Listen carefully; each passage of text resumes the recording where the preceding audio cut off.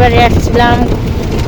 আমার শ্বশুরবাড়ির এখানে বাংলাদেশের মধ্যে বিখ্যাত গোবিন্দপুরের মেলা হয়, বড় মেলা। এখন প্রায় মেলা শেষের দিকে, তারপরে দামি দামি অনেক দামি দামি ফার্নিচার সবাই কিনতেছে। আরও অনেক কিছু পাওয়া যায় এই মেলাতে। যাই হোক, দেখে আসে খুব খারাপ লাগতেছে, কিছু কিনতে পারলাম না তার জন্য। ফার্নিচারের মধ্যে দিয়ে যাবো কেমন করে। ভাগ্নের বাড়ি, ননদের বাসায়, দেবরের বাসায় ঘুরে এইমাত্র বাসায় চলে যাচ্ছি।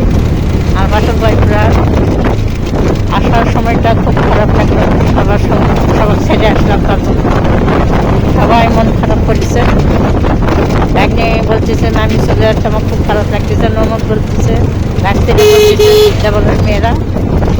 আমার খুব খারাপ লাগলো, এখনও আমার মন খারাপ। বাসায় গেলে আরও খারাপ লাগবে। আপনারা ভালো থাকবেন, দোয়া রাখবেন, আমি যেন বাসায় ভালোভাবে পৌঁছতে পারি। আল্লাহ হাফেজ, আসসালামু আলাইকুম।